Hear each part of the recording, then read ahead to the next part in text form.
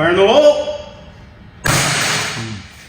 All right. 100, 120, dropping right down to 40, all the way to the 24 pounds.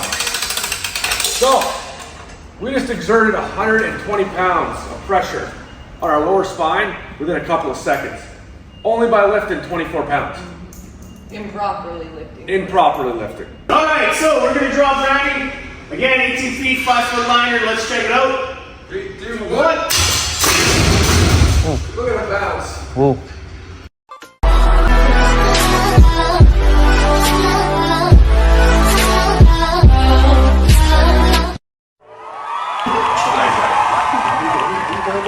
My name is Dennis. I work for the Construction Safety, the SCSA, Saskatchewan Construction Safety Association.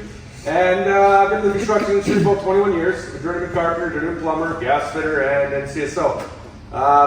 Been doing this now for about 2 years. My knees blew out of me after about 20. So luckily enough, I had that NCSO designation. I was able to make a nice transition into safety. So I always encourage students or tradesmen or upcoming people that always go for their NCSO. Most of the time, a lot of the qualifications you need to work on a job site, like fall protection, first aid, LSC, OHC, those are designations that you're going to have to get anyways. Those all go towards your NCSO. And once you're working in the construction industry, the NCSO, if you had nothing, only costs like $700. And then you become a national construction safety officer that's good across Canada. So whether you get into health and safety or not, it's still good for, let's say you guys are carpenters, correct? Yeah. Say you're looking for a job. You put an application, your friend puts in the application. You have your NCSO, they don't. More than likely, you're going to be the one being hired. Right? So just something to think about once you guys are in the field. So what we're going to be doing, actually, I'll leave the other people to introduce themselves as well. Start with Rodrigo, work way this way. Morning, everybody. My name is Rodrigo. Again, safety advisor with the SCSA. I spent a year in the classroom teaching the courses that Dennis had mentioned in regards to the National Construction Safety Officer, other valuable pieces of information, the training courses that we provide as well. I am an industrial scaffolder, spent 10 years working in the harness, right, working at heights, continually working out of cranes, doing all that fun stuff. Basically live my life in that piece of equipment. So I do have a lot of experience in the field. I as well am a National Construction Safety Officer and NCSO, have that designation. As Dennis mentioned, it's a great designation to have. It gives you a lot of opportunities, not just within Saskatchewan, but all over the place, all over this beautiful country of ours. So if you ever have an opportunity to take a job somewhere else, doing, whether you're in construction or whether you want to be on the other side of things, generally in safety, as Dennis mentioned, bodies sometimes don't hold out after you spend a lot of years in the trades. Definitely a good thing to have if you want to remain within the construction trades. Real quick though, how many residents are in Saskatchewan? Anybody know? You guys know? Residents? Yes. We're just over a million, 1.2, 1.3 million people. There's only 186 NCSOs in the entire province.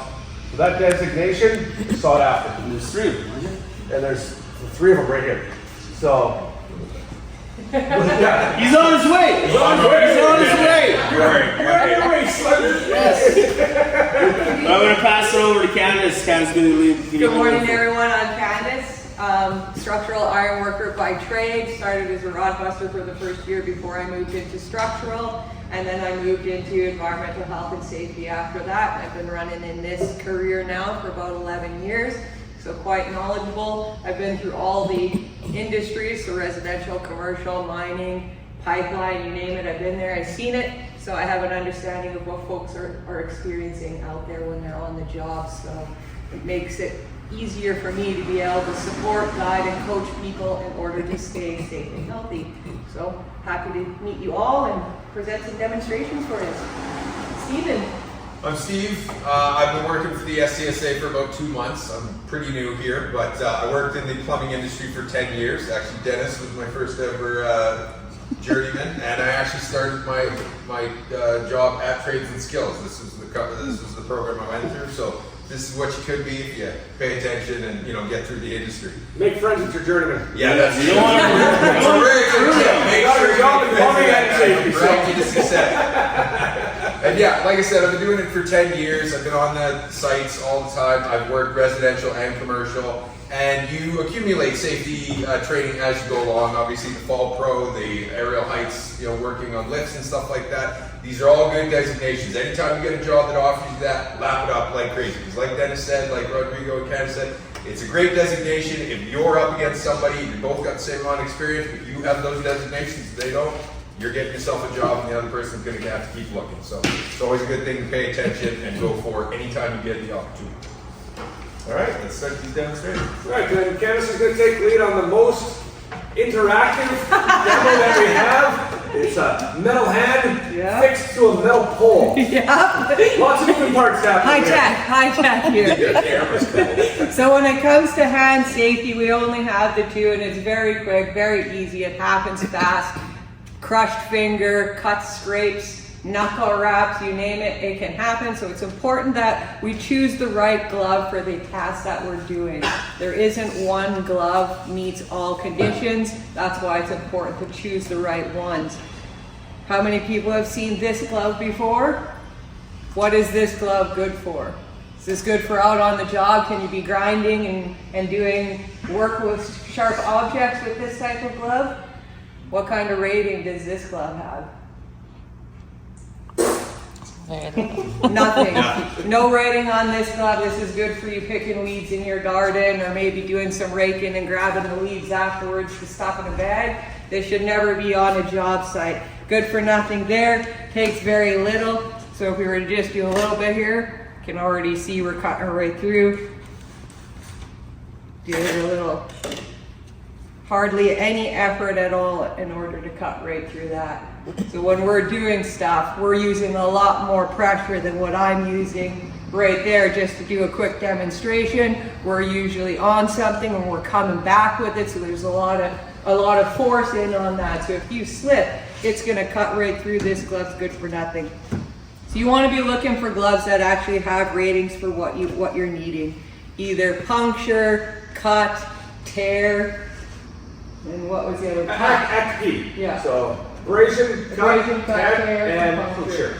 There's other things you can look for as well, depending on what you're doing. There's gloves that have impact resistance, so they've got padding across the top. And then you have ones that have anti-vibration protection, which mine do. So if you're using things like jackhammers or grinders or anything that's creating vibration, the little paddings in the palms of my hands here help to reduce that.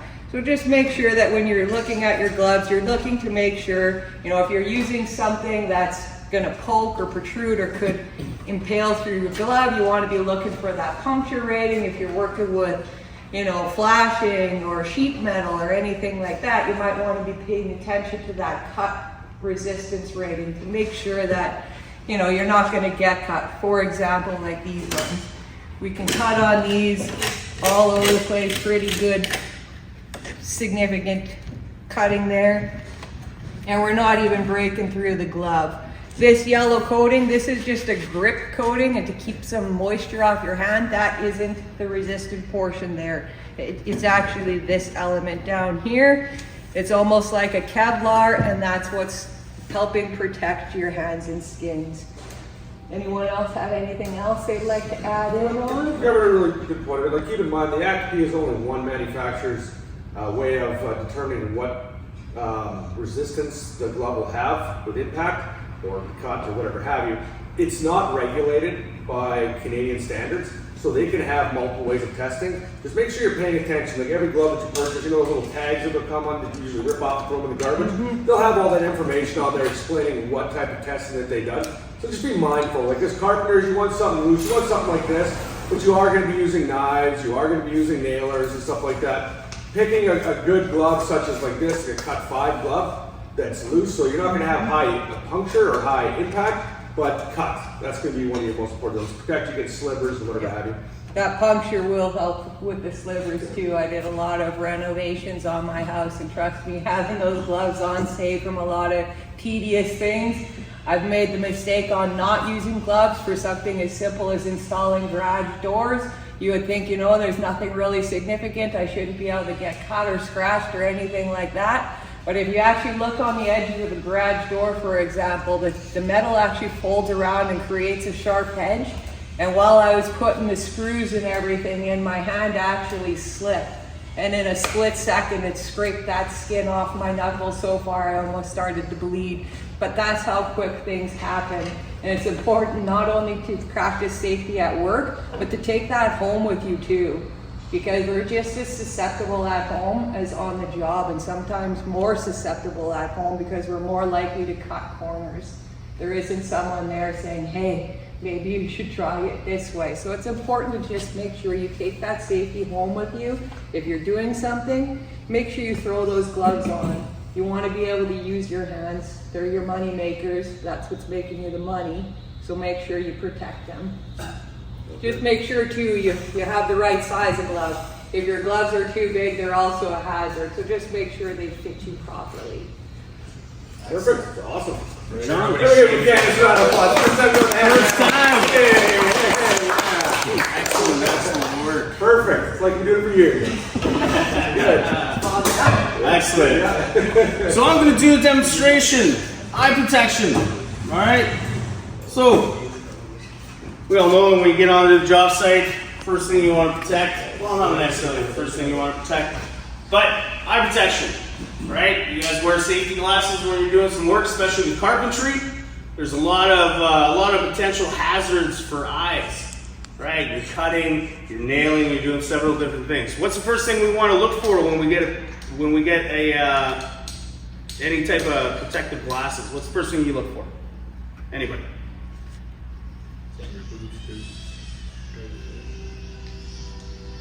All right, first thing you want to look for when you get your safety glasses is you want to look and make sure that they have an approval on them. CSA or ANSI, so CSA, Canadian Standards Association, ANSI, the American National Standards Institute. These are approved safety glasses. If they don't have that stamp on them, they're not going to give you that type of protection. The testing criteria for protection for your eyes, they shoot a quarter-inch metal pellet traveling at 50 feet per second or at about 180 kilometers per hour at the glasses. The glasses need to be able to withstand that. Not just safety glasses themselves, but they also have the goggles that you put on top of prescription glasses. They must withstand that impact. That's your high velocity impact test. All right. I'm not going to get into too much about the ratings, right? That there's different types of codes on there. The first thing you want to look for is make sure that you have a CSA standard approved glasses or ANSI approved glasses. All right, number one. Now, in Canada, there's about 700 eye injuries a day, right? A majority of those happen at home because first thing we do at home is we don't wear safety equipment, right? We don't put glasses on, we don't put gloves on, things like that. You're working at home. Big thing I like to talk about, mowing lawns, right? Got a pair of regular glasses, we got some sunnies here. You're mowing your lawn, you hit a rock, that rock shoots off, bounces off your garage, hits you in the eye, you're losing an eye. 2. How many eyes, if you lose one, how many eyes do you get? None. Right? We do not have the technology to replace an eye, right? We have 2 eyes, we have 2 ears, right? Protect your eyes, protect your hearing. What happens if you get a wood sliver in your thumb? Pick it up. You pick it up. Well, what happens is the skin naturally pushes that out. It'll push that sliver out, right? Over a course of time, it'll push that sliver out. Our eyes are primarily made of water. What happens if you get something in your eye? Your eye will start to suck that in.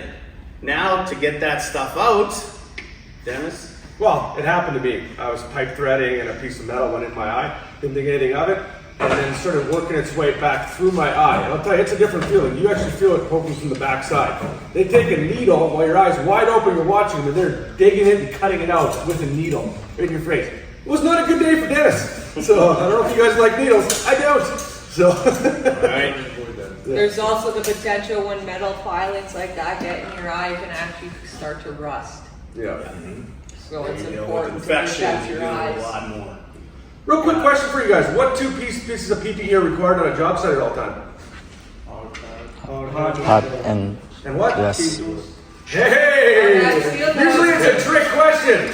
Usually people say you're doing the eye down when they say eye protection as well. Those are the only two pieces of protective equipment that's required at all times.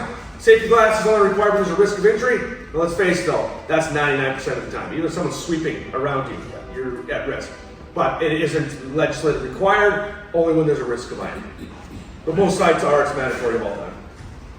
All right, so these air nailers, right? Your carpentry. All right. So what we're gonna do here today? Come on around if you Yeah, want. come on over on this side. You get a better look at it. So this is a Lexan resin case. So this case will not allow any of these nails that we're shooting today to come out. All right, you're all completely safe. We will be having a little bit of higher increase in decibels due to the sound of the gun going off. It's the gun itself going off. Now we put our regular old glasses, our sunnies on our model here on our mannequin head. Now we're going to shoot a pointed projectile. So this is a little bit higher of the CSA requirements. Now I'm just going to take that in there. Fire in the hole. All right. So now we see both lenses have completely popped out. All right. Not a good day for sure. The deflection looks like you got an abrasion on the cheek there, a little bit of a contusion. More than likely, you're gonna have some bruising. But this is what happens when we just wear regular old glasses, right? We have demonstrated. We've shot through a lot. I'm just gonna grab you another pair. We shot through this pair here, punctured right through the lens, right into the eye. All right. The importance of wearing safety glasses. These ones here we've shot a couple of times. Where you can see that there's been a couple shots here. So I'm going to shoot these ones again. CSA rated, ANSI rated. Went through the rigorous testing. I'm going to shoot this side so we can see what happens. We'll go back in here. As I totally dropped the gun. What kind of carpenters are you guys seeking to be? Not my battery. Wood framer. Framers? Framers? Yeah. So you guys will be utilizing these passive guns quite often then. Oh yeah, definitely. And I know framers that have lost their eyes. Actually, potentially, maybe one of your bosses one day, one of the bigger framing companies in town, he has a glass eye. There's this ricochet. There's a ricochet can actually be faster sometimes than shooting it direct. And a mist can actually go through certain wood right straight through to the other side. Yeah, definitely. I've taken one through the palm. Yeah. All right, so we got our CSA approved glasses on. Got battery in there.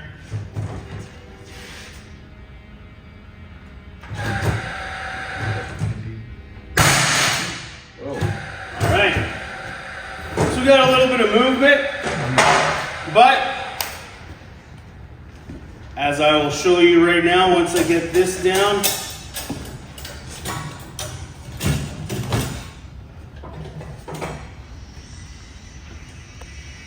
this is where that nail shot, this one right here. All right, no protrusion on the other side, didn't break through, right, stayed right there, deflected off. Again, because there's a lot of force, might have knocked the glasses around a little bit, but guess what? You're walking away with both eyes in contact. The importance of making sure safety glasses are on, even when it's hot and they start to fog up, it can become tempting to want to take them off and not use them at all. Yeah. But like I said, things happen fast, they happen quick, we only have two eyes. Exactly. And also when we think about those face shields, right? You want to use CSA approved face shields as well. You want to have that rating on the face shield because again, it will deflect things. Even if you're not wearing glasses underneath that face shield, you always should 100% of the time keep those glasses on at all times. But when you're using those face shields, make sure they have that CSA approval or that ANSI approval on them as well. Any questions? Right on. Awesome. We'll move over to the ladder and head down. Pass it over to Steven. That ladders are the most commonly used thing on a job site. You're going to be going up and down a ladder all the time. It's just always going to be on the job site. So it's something that we get a little complacent with. We go up and down. It seems like a very easy thing to do. But ladders contribute to some of the most injuries on site. And we've even had 2 deaths in the last, I believe, 2 months in Regina here. It's something that because we get complacent, because we think it's not a big deal, this isn't a very tall ladder, this is only 6 feet, this can kill you. This is something that if you do fall off, you hit your head on some concrete, it can cause a break, it can cause big damage, or, worst case scenario, we're talking loss of life here. So this is something, it's a very easy thing to use. It's something that you have to bring on work site every day. Now I'm just curious, does anybody know, is this a step on the ladder? No. There you go, that's right. No, you never stand on this because you've got no way to balance yourself. You're pretty much asking this thing to fall over. What about this one? No, that's right. It says right here on the ladder that these 2 rungs are not meant for stepping. This is for holding equipment or anything you're working with, and this is just to kind of lean against. This is your first step on any ladder. So the top 2 rungs, doesn't matter what ladder you're using, that's not something you want to beat. Now you see all the labels on the side here. We all know that when we're on a job site, tools can get beat up, things can kind of get...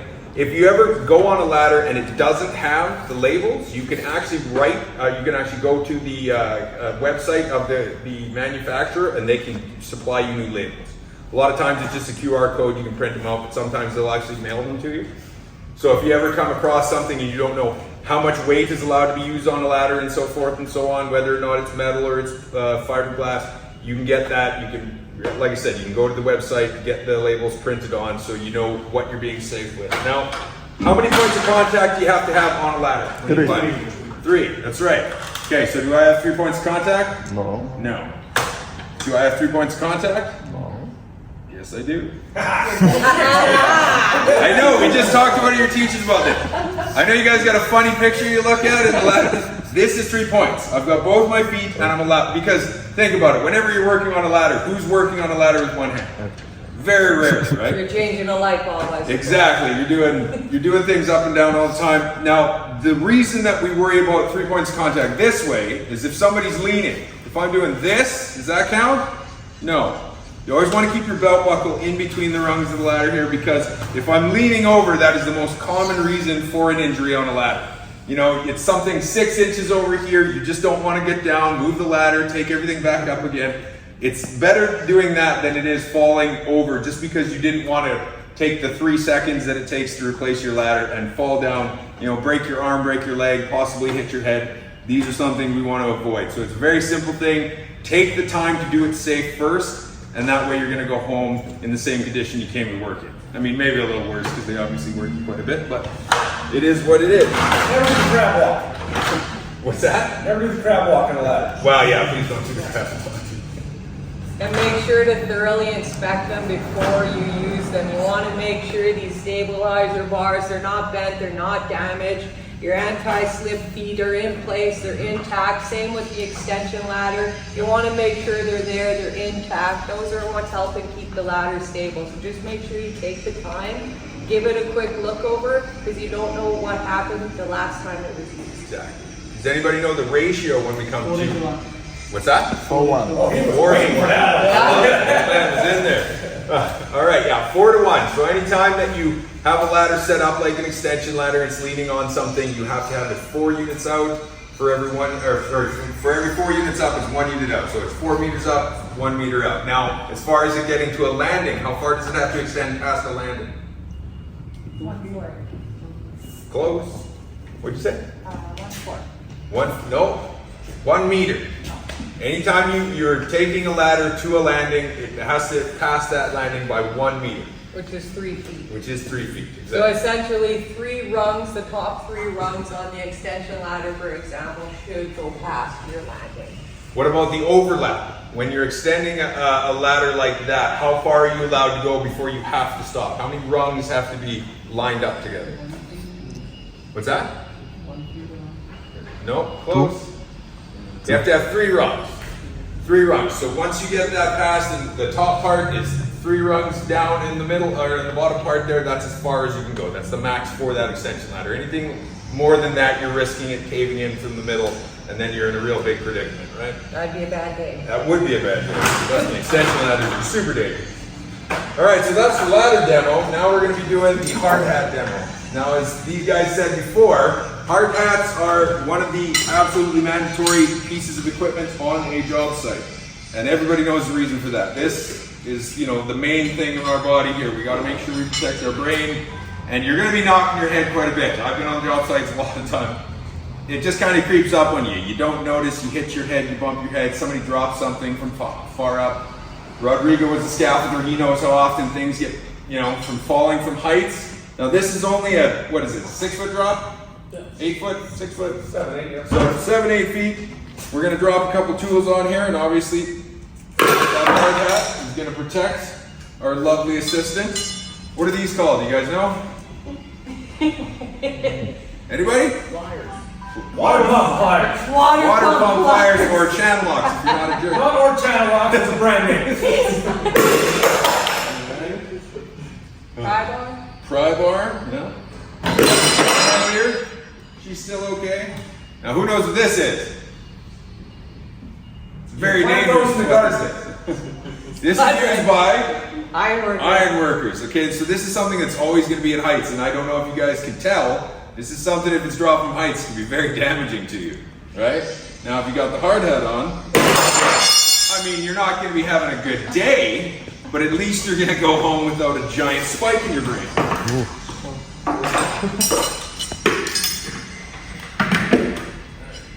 Thank you. Okay, so now we've taken the hard hat off. I'm sure you guys know what's about to happen, so let's just get to the show.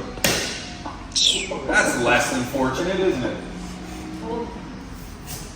Okay, now this is something not very sharp, but if it's dropping from a height, it can really hurt. That could do some serious damage. Something like this, obviously the pry bar. This is, that's a really crappy one. All right, now the piece of resistance we're all waiting for. Let's see if I can really get this going. Oh, okay, he's gonna have a couple of days off. Couple days off work. That's off life pretty much. But as you guys can see, hard hats are extremely important.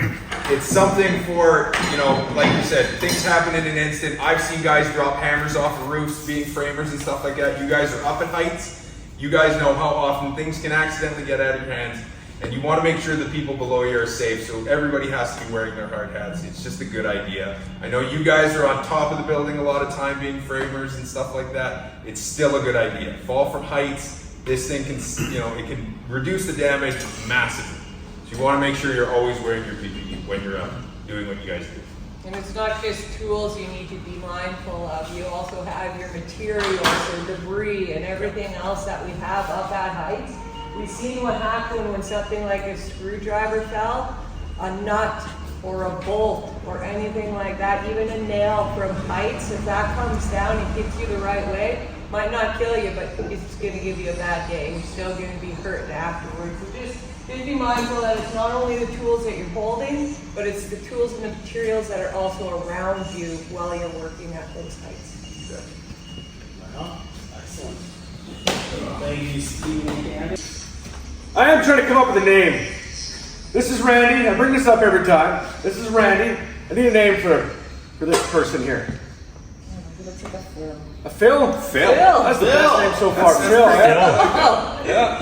What's that guy's name on the Wizard of Oz? Tin Man. Tin Man. He's aluminum, and I get crap Okay. for that because I brought this Not up before. tin. They're like, your name should be Al for aluminum. I'm like, no, that's Yeah, aluminum I Al, call him Leo, man in the Iron Mask. Iron Man. I like Not aluminum. I like Holyfield because Yeah, no ears. some get it, some don't. It's a dated pop culture reference. Holyfield had 1.5 years. No, Yes. that's true. Yes. Yeah. So what we're doing here is we're talking more like ergonomics. So after my 20 years in construction, my knees went out on me. I blame that and contribute that to jumping off the landings. Like front access getting into buildings was lacking in a lot of the sites that I was on. So my knees went out and I couldn't do the job that I was trained to do my whole life, right? Well, my whole working life anyways. So this is kind of simulating. So we're supposed to lift with our legs, not our Back, that's correct. Right? Which someone would have told me the opposite because my knees are gone, now my back's fine, but that's besides the point. So what this is going to simulate is we're going to do a bad lift and a good lift. Now in Saskatchewan, we have had this last year, 2022, 373 back injuries, which accounted for $4.4 million in WCP payouts and 21,000 days off of work, just in the construction industry. And as framers, you are at the top of the list. Carpenters are at the top of the list. It actually goes plumbers, carpenters, and general laborers are the three most injured workers in construction. So you guys fall in the top three. So ergonomics is being very mindful of. So what we're going to do with this, we're going to bow improperly. My assistant's helping me because of my knees bending over is not my favorite strong suit here. That good? Okay, so each paint can, good. Each paint can weighs about 12 pounds. When my daughter was 2 years old, I weighed her, she was 24 pounds. So this is like picking up my daughter, right? You guys are gonna pick up sawzalls, chainsaws, sledgehammers, all that kind of stuff. They're roughly around that 20 pounds. Like how heavy do you think that Paso nailer gun is? So 6 pounds, give or take? Like, you know, all our tools have weights to them, right? So let's take a guess. This scale's gonna read pounds per square inch on your lower spine here. Any guesses of what it's gonna be? How much pressure lifting 24 pounds on your spine? What do you think? New York. Double? 50? What do you think? You don't know? Take a guess, man. No, Don't be shy. Don't be shy. All right. Cameraman. At least half. Half? You Yep. did 12? Yep. It's the first group we've ever had both of them where they're reducing. I've never seen reducing. Yeah. So, all right. All good. So, we're going to start lifting. Get the scale cleared out. 80, 100, 120. Dropping right down to 40. All the way to the 24 pounds. So, we just exerted 120 pounds of pressure on our lower spine within a couple of seconds. Only by lifting 24 pounds. Improperly lifting. Improperly lifting. Bowing, if you will. Yeah. So, that's a lot. And you gotta think, that's within a couple seconds. You even do that to steel. Put that much pressure and go all the way to almost to zero on steel, that's gonna break eventually, right? From 0 to 100 is a lot. So we're gonna show you how it indicates with a proper lift.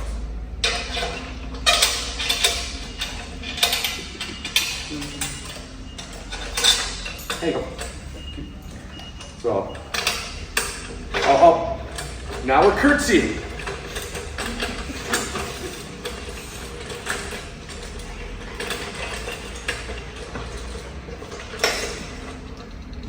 The handicap way of doing this demo.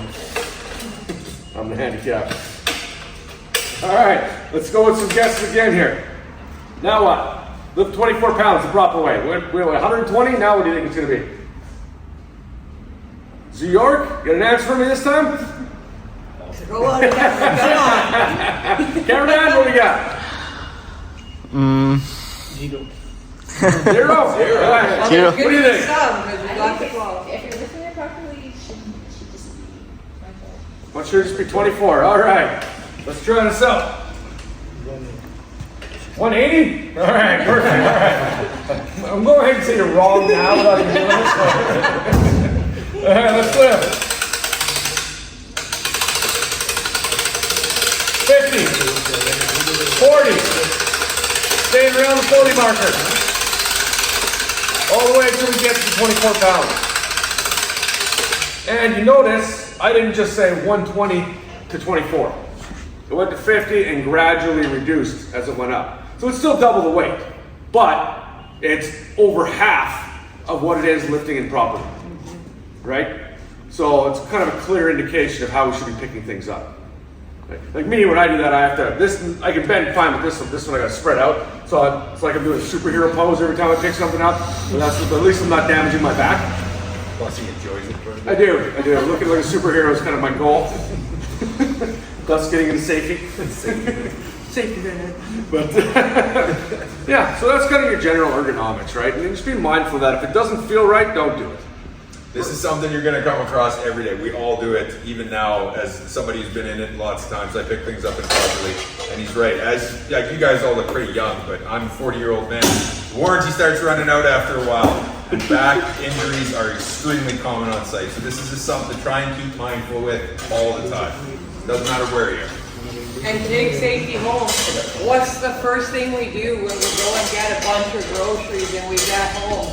What's the first thing? We grab as many bags as we can and we offload ourselves. Whoa, let's not tell them not to do that. Together. You know, just remember now the forces that you're putting on your back doing that, and when you're off balance with the weight, easy to get a strain or a sprain just by turning wrong, and then all of a sudden, oh, you're kicking your back and you're out for days. So just remember, even at home, we take chances, and my biggest one that I point out is the grocery getting, because I'm just as bad. I'm guilty of that myself, but I try to be conscious of it when I get groceries and be a lot more careful and manage what I'm taking.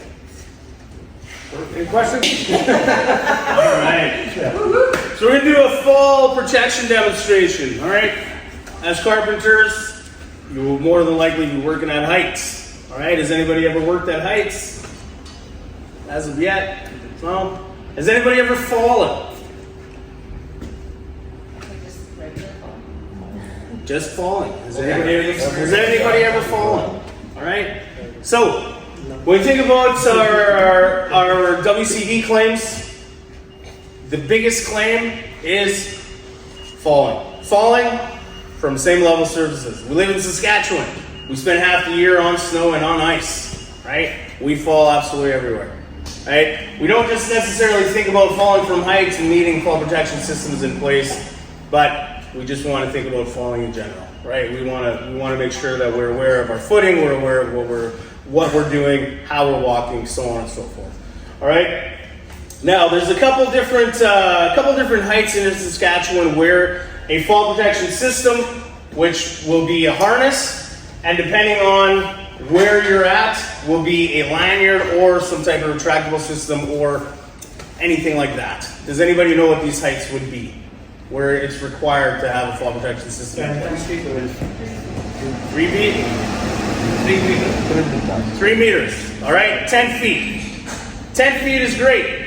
So what that means is at 10 feet, you need to have a fall protection system in place when you're on a temporary work surface. That's going to be your scaffolding. It's going to be your aerial work platforms, things like that. Temporary, 10 feet. When you're on a permanent work area, right? When you're on decks, when you're on, well, obviously like maybe mezzanines, things like that, it's 4 feet, right? And a fall protection system doesn't necessarily mean it's a harness and it's a lanyard. It can be your guardrail system in place. There has to be something that's going to withstand or going to prevent you from falling. All right? 4 feet permanent, 10 feet not permanent. Okay? Now, when we're thinking about falling, this is our basic harness. What's the one thing you got to look for when you grab yourself a harness? Yes, you want to do an inspection. Inspect prior to each use. Excellent.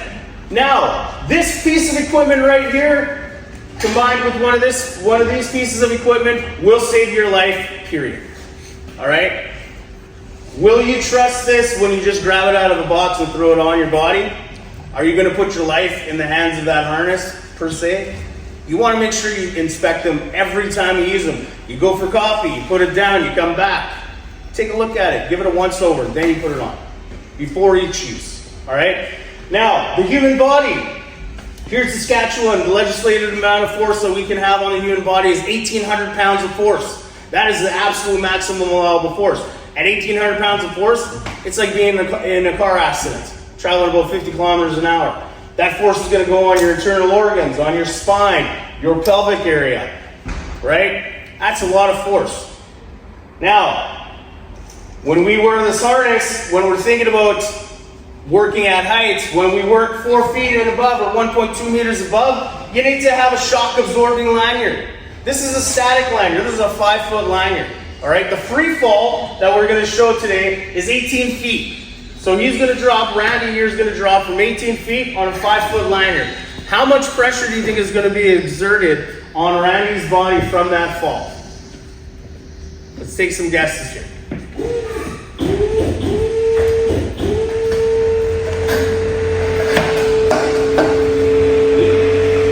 Any guesses?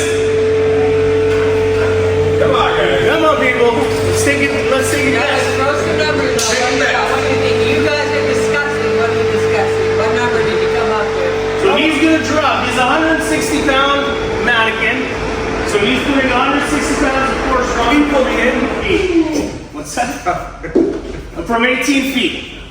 What kind of force do you think is going to happen when he hits that 5-foot extension of his static liner? So York, I want more than just an adorable smile on you. What's the number? Give me a number. Stop it.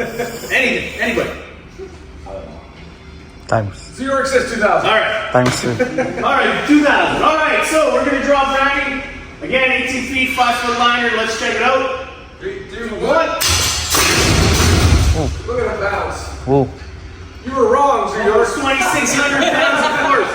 Now, not only did he fall and put 2,600 pounds of force on the body, did you notice how violently he felt? Right? He shook everywhere. Neck damage. All your joints. Right? When you fall, you're putting damage on every part of your body. Right? From your head down to your toes. Right, so what we're going to do now is we're going to switch out this lanyard and we're going to put what we call the shock absorbing lanyard on. Again, as I mentioned, shock absorbing lanyard, if you're working above 4 feet, 1.2 meters, it's required to have a shock absorbing lanyard attached to your fall protection system to your harness. Alright? Now, let's take a guess as to how much force the shock absorbing lanyard is going to relieve on Randy. So we saw we had hit almost 2,600 pounds of force. What do we think we're going to do now? Half. York says 1,000. Half. Half of that. Half? Yeah. So 26, so 1,300? Ballpark-ish? Alright? So a shock absorbing lanyard will reduce the amount of force by around 900 pounds. 600? So around 900 pounds. 1,000 from you gentlemen. Now, again, shock absorbing lanyard is going to absorb the shock. I want you to notice how Randy falls, how he completes his fall when we're using the shock absorbing lanyard. Alright. 3, 2, 1. What? Much simpler. Alright. So we hit almost 1,200 pounds of force. So that's not great on the body, right? But you notice how Randy came down this time? Who said A that? lot softer, right? Now, what's happening to Randy right now? Here's Randy. He is going through what? Suspension trauma, all right? So when you're suspended, once you incur a fall, you're suspended. That's what we call suspension trauma. It takes place right away. Now, our bodies, obviously our internal organs, you never know what's going on, but we have what's called carotid arteries that run through your hips, your pelvic area. When you stay suspended for long periods of time, the blood doesn't flow, doesn't get that oxygen to the brain, you will pass out and potentially worse. But what also happens to that blood is because there's no oxygen in that blood, not getting pushed around, it becomes toxic. Now, the best thing we want to do is we want to get the person who has fallen to safety immediately, or the faster you get them down, the better. But when they are in that suspension, in that suspended placement, we get them down. You don't want to start moving them around, shaking the legs out, getting that blood flowing. We don't want to do that because you could potentially be releasing toxic blood back into the bloodstream, which could then create neurological damage, right? You could be causing brain damage. Another reason why you want to get somebody down and not start moving them around, because you don't know what's going on with their joints. You don't know if they have a spinal injury or anything like that. Leave that to the professionals, right? Your EMTs. When we're thinking about suspension trauma, that is a specialized safety training. That's specialized training for rescuers, right? They know how to deal with that type of stuff. great to be able to have a fall protection plan in place where you can get somebody to safety, and it is mandatory here in Saskatchewan that you have a fall protection plan in place. That's legislated, so it's basically a law, a working law, an employment law that you have to have one when you work at heights, right? You want to make sure that you get people with safety as quick as possible, all right? Now, when I was talking about suspension trauma, we have here, these are suspension trauma relief straps, all right? New manufactured harnesses will have these attached right to the harness. They will be part of the harness system itself. These ones here, they come right off, right? You can attach them. Best thing you can do if you're going to be working at heights, talk to your employer, hey, I want some suspension trauma straps. They run about $10 to $15 a pair. Nothing to help save your life, right? What these do, this has a zipper, this gets coiled in. What it does is it drops, all right? These ones have a hook. You would unzip that one, you drop that, you hook this together, you put your feet in there, and you're able to get your legs moving, get that, or keep that blood flowing, all right?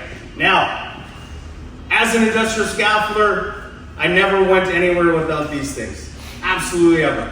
These were on my body at all times, on my harness. I prefer the ones that have the loop on the end, because when you fall, you're in shock. Your brains, your mechanics are not gonna work right. So if you're trying to put two of these little hooks together and you're like in shock, you might not be able to do it. If you're able to get the ones that have a little hook, those drop down, you put your boot in there and you're able to keep yourself moving up and down. I don't care who you are, I don't care how strong you are, to be able to lift your legs when you're stuck in a position like this, it is unbelievably difficult. Unbelievably difficult. All right? So again, talk to your people. Make sure you have that. When we're thinking about a fall protection plan, you need to have a rescue plan in place. A rescue plan can be anything. Candace talked about having a rope, being able to drop a rope down, put a loop on the end of that rope, having somebody to be able to get their feet in there, relieve that pressure on the carotid artery, relieve that pressure on the body. Have that in place. As a scaffolder, there are several jobs where we had to work at where we needed to have rescue poles. So we'd be working at heights, completely open heights, anywhere from 30 feet and above, you have to have a rescue pole. You'd get written up if you didn't have that. A rescue pole has a hook on the end of it. All you do is you reach it out, you scoop that person up, and you pull some of that pressure off of that person. The other thing we need to remember as well, if you're going to do something or try to do a rescue, you yourself remain in your harness and remain attached. All right? You don't want to be rescuing two people, you want to be rescuing one. And the last little tidbit of information there, if somebody does incur a fall and they are flailing and a rescuer, a trained rescuer is unable to do that or unable to be safe while performing that rescue, unfortunately that rescue will then become a recovery because a rescuer will not put themselves in the line of danger to save somebody else. All right? So let's remember that. Couple things we need to remember as well. Our anchor points. When you tie yourself off, does anybody know the minimum breathing strength of an anchor point? What can withstand a force?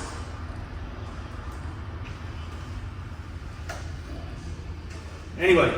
Yeah, but take fall protection. No, that's one thing. 5,000 pounds. So whatever you attach your lanyard or your systems to must withstand a minimum rating of 5,000 pounds. All right? So what that means is, generally speaking, you can take a vehicle, hang it on that, and it shouldn't break, but you can't drop a vehicle on it because you're then creating force. All right? Your D-rings. You're going to find these all over the place on your harnesses. Every harness will have one on the back. That's your dorsal D-ring. That's going to keep you suspended, right? But you have one, this one here. This is for ladder access, be able to go up and down if you have a lifeline in the front, right? There's some that come on your hips. If you're moving up and down, again, you're going to be able to move yourself up by still being attached, right? There are other ones that come on your shoulders.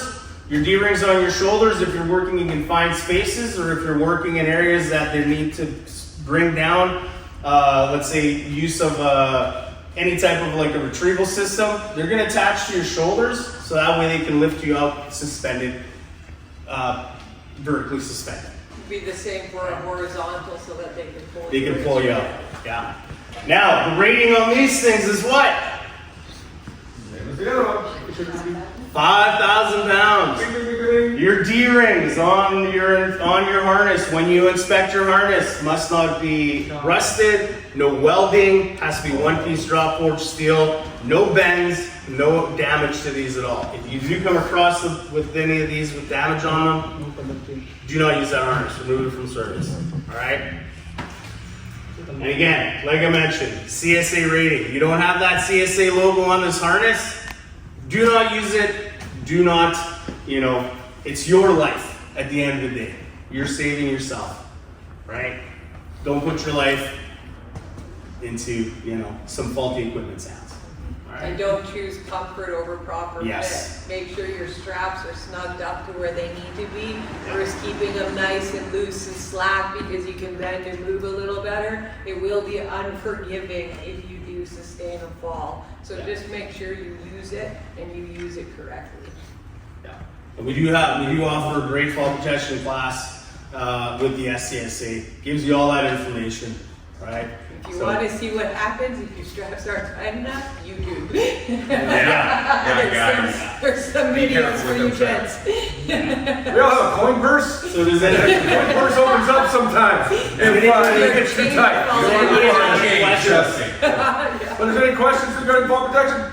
Or anything? Anything regarding health and safety? Keep in mind, once you guys are in the industry as members, if you work in construction, you're an automatic member, we are free to you to call, for us to come out, do inspections, assist in developing whole health and safety programs, so tell your employer that, and we can come out and do demos on your guys' sites. Not to mention our training is extremely discounted just for the members.